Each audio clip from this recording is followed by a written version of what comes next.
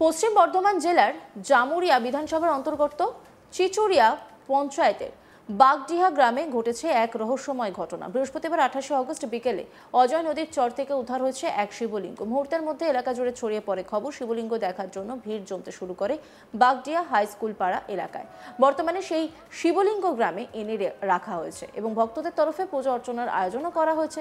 স্থানীয় বাসিন্দা উদয় বাউরি ও তার কয়েকজন বন্ধু প্রতিদিনের মতো বৃহস্পতিবার বিকেলে প্রায় 5টা নাগাদ অজয় নদীতে স্নান করতে যান। নদীর চরে তারা প্রথমে একটি শিলাখণ্ড ভাসতে দেখতে পান। প্রথমে সেটিকে সাধারণ পাথর ভেবে নদীর চর থেকে তুলে আনেন, কিন্তু কাছ থেকে দেখেই অবাক হয়ে যান তারা।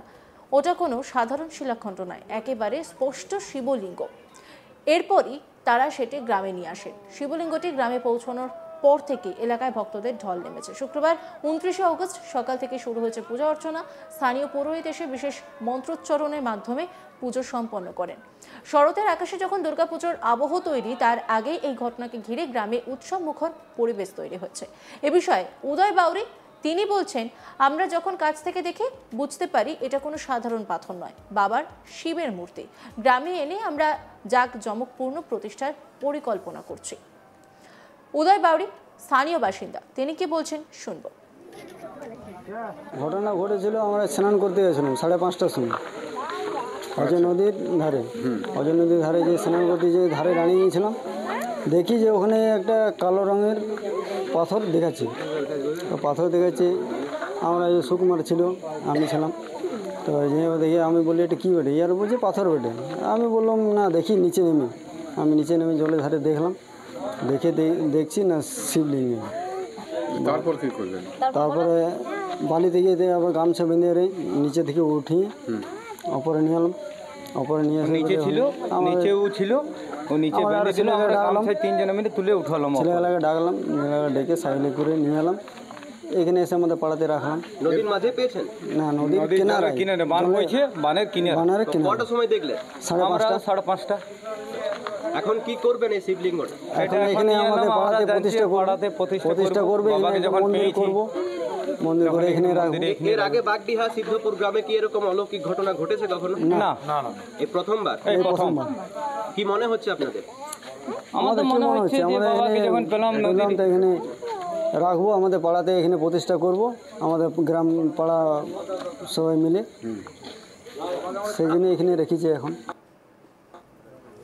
গ্রামবাসীদের আবেগ ও ভবিষ্যৎ পরিকল্পনা স্থানীয় বাসিন্দা ইয়াদব পাল জানান, আমাদের বাগডিহা গ্রামে এমন অলৌকিক ঘটনা এর আগে কখনো ঘটেনি। সবাই খুব খুশি। আমরা চাই গ্রামে একটি মন্দির তৈরি হোক, যেখানে এই শিবলিঙ্গের জাঁকজমকপূর্ণ প্রাণ প্রতিষ্ঠা হবে। ইয়াদব পাল তিনি কি বলছেন শুনবো। সুপারবারের ছেলে উদয় বাউরি এবং ওরা কয়েকজন মিলে গামছা দিয়ে বোধহয় শিবলিঙ্গটা উঠাচ্ছে আমাদের নদীর কিনারা থেকে।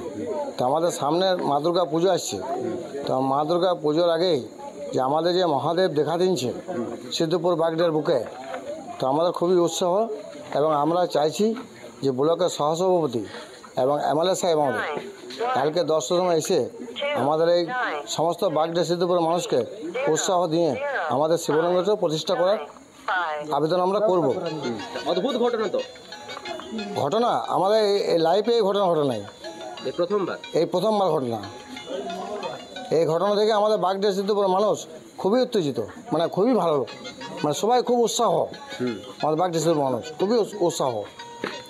এর আগে কি এখানে আপনাদের যে মন্দির আছে?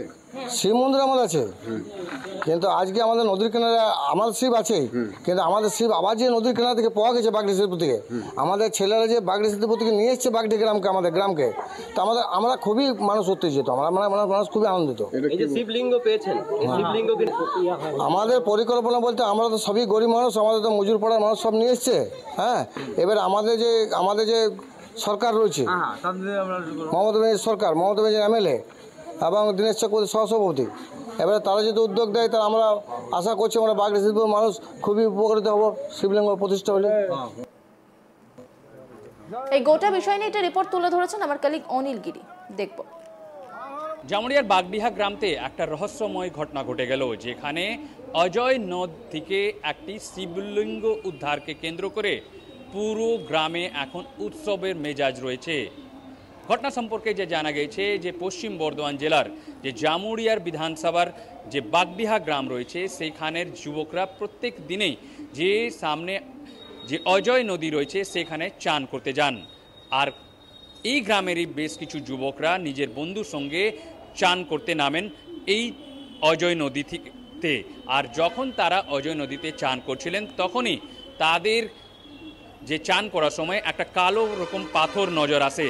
আর তারপরে যখন ওই কালো রকম পাথরকে নদী থেকে বাইর করা হয় তখন দেখা যায় যে এটা পুরো একটি শিবলিঙ্গ রয়েছে।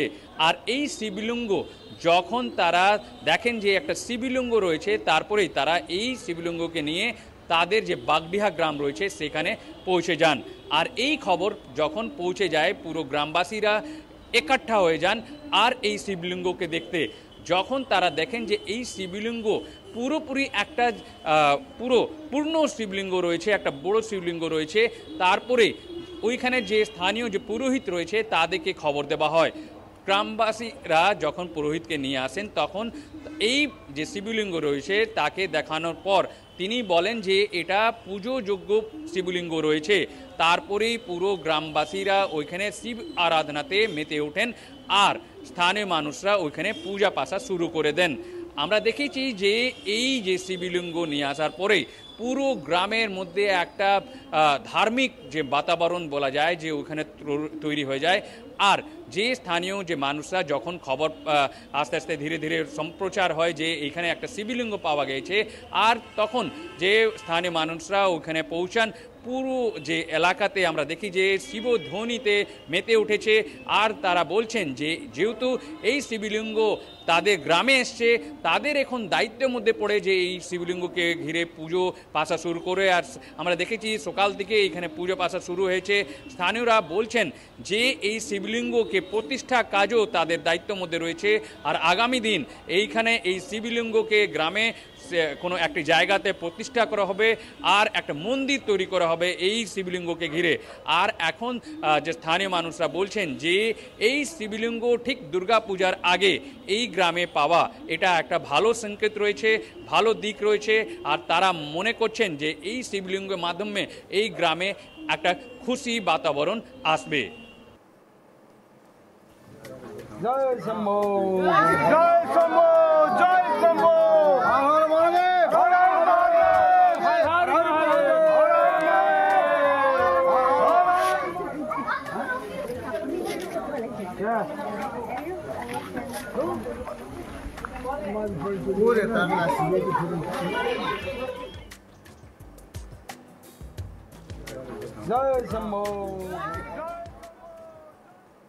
অন্যান্য খবরের আপডেটের জন্য অবশ্যই নজর রাখুন আজ তাক বাংলার ইউটিউব স্ট্রিমিংয়ে। লাইক, কমেন্ট, শেয়ার এবং সাবস্ক্রাইব করতে ভুলবেন না।